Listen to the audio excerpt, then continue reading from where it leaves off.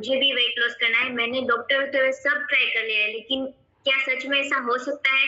और मैम ने मुझे बोला कि आपको 3 दिन बस ज़ूम का सेशन अटेंड करना है और आपको पता चल जाएगा। उसके बाद मैम ने मुझे इतनी अच्छी कोचिंग दी है कि मैंने अपना 11 केजी वेट लॉस सिर्फ और सिर्फ 50 डेज में खत्म मतलब कर लिया था weight loss.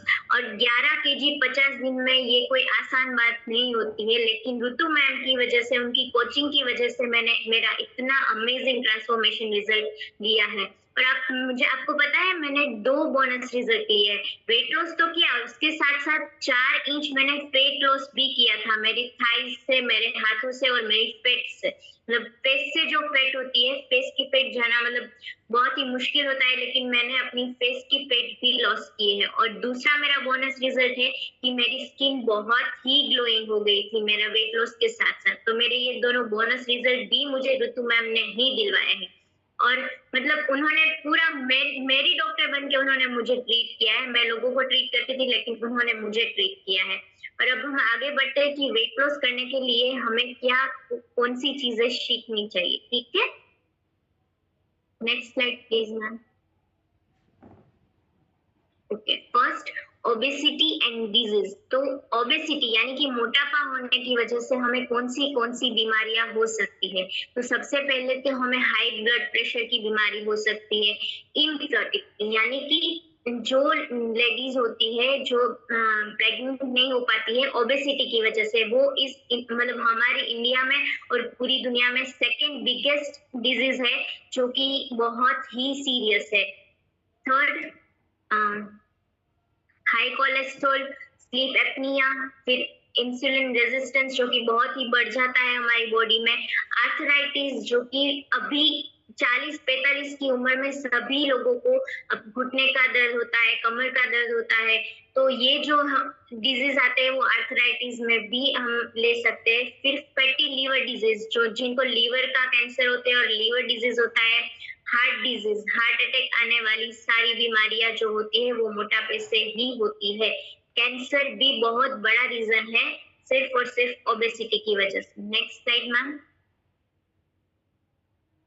Second, the cycle of carb and heavy diet, यानी कि हम जब भी मतलब कोई भी कार्ब लेते हैं फूड में, तो उससे क्या होता है कि कार्ब जो है वो ग्लूकोज क्रिएट करता है हमारी बॉडी में और ब्लड स्ट्रीम में। उससे क्या होता है कि इंसुलिन हमारी बॉडी में ज्यादा बढ़ जाता है और हमारे ब्लड में जो शुगर होता है वो भी बढ़ जाता है। उसकी वजह से इंसुलिन क्या करता है कि नए फैट सेल्स क्रिएट करता है, और उसकी वजह से नए फैट सेल्स जो क्रिएट होते हैं उसकी वजह से हमारा वजन बढ़ जाता है।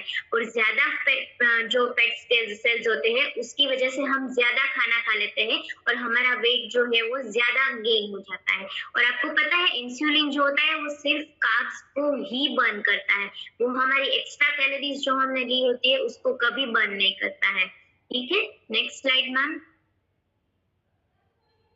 Third, man and women calories intake chart, यानी कि पूरे दिन में विमेन और मेन को कितनी कैलोरीज लेनी चाहिए। अभी कोई जो नॉर्मल विमेन है उनको पूरे दिन में 53 ग्राम फैट, 111 ग्राम यानी कि 111 ग्राम प्रोटीन और 270 ग्राम फैट कार्ब्स लेने चाहिए। यानी कि टोटल हमारी जो विमेन की हेल्दी विमेन है उनको 2000 कैलोरीज पर डे लेनी चाहिए। और हेल्दी मैन की हम बात करें तो जो कार्ब्स होते हैं वो हमें हेल्दी मैन को 240 ग्राम्स लेने चाहिए।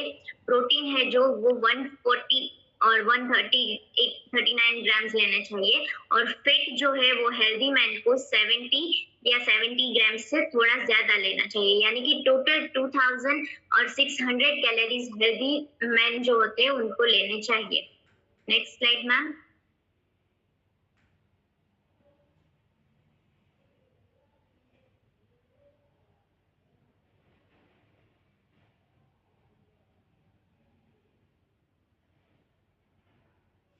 ओके, एज एंड कैलोरीज, ये जो एज एंड कैलोरीज की जो चार्ट है ना वो आप सबको हमेशा अपने साथ रखनी चाहिए, ताकि हमें पता चले कि हमारी जितनी एज है उतनी हमें कैलोरीज इंटेक करनी है, ठीक है?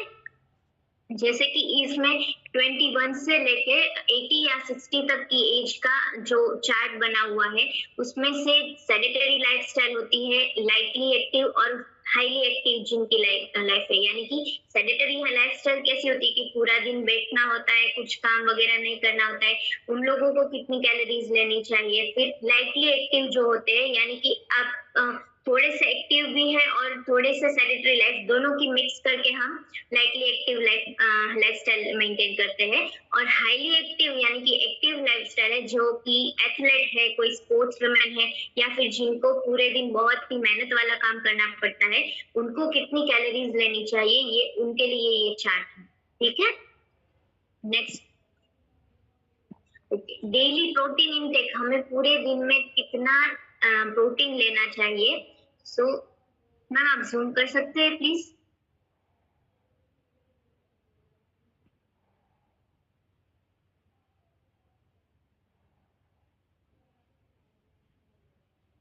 How much protein? Okay, no problem. How much protein do I need per day? यानी कि मुझे पूरे दिन में कितने प्रोटीन की जरूरत पड़ती है। तो सेडेंटरी लाइफस्टाइल जिनकी होती है, उन्हें कितना प्रोटीन चाहिए, और जो लाइटली एक्टिव है, हाईली एक्टिव है, और बहुत ही मतलब जो प्रेग्नेंट लेडी है, उनको और हाईली एक्टिव लोगों को कितना प्रोटीन इंटेक करना चाहिए, वो इस चार्ट से हमें पता चल सकता है। आप गूगल पर से भी अपना जो प्रोटीन चार्ट है वो डाउनलोड करके अपने पास रख सकते हैं, ताकि आपको पता चले कि हमें कितना प्रोटीन पूरे दिन में लेना है। जिससे प्रोटीन जो है वो हमारे वेट लॉस में बहुत ही मेन रोल निभाता है, तो हमें उसकी प्रोटीन की वजह से हमारा वेट लॉस इजीली हो पाता है। तो प्रोटीन चार्ट आपको हमेशा अपने साथ रखना चाहिए। Next ma'am.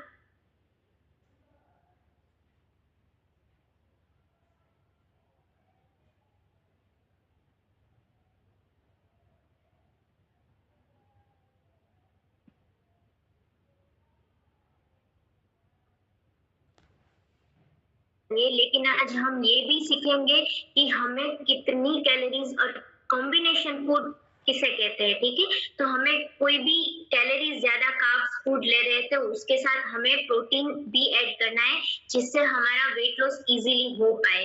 यानी कि कार्ब्स और प्रोटीन को आप कॉम्बिनेशन करके खा सकते हैं। फिर आपको कोई भी मील हम लेते हैं, उसके 20 मिनट पहले हमें 1 गिलास या 1.5 गिलास जितना पानी पीना चाहिए, जिससे हमारी बॉडी की एपेटाइट है वो मेंटेन रहती है।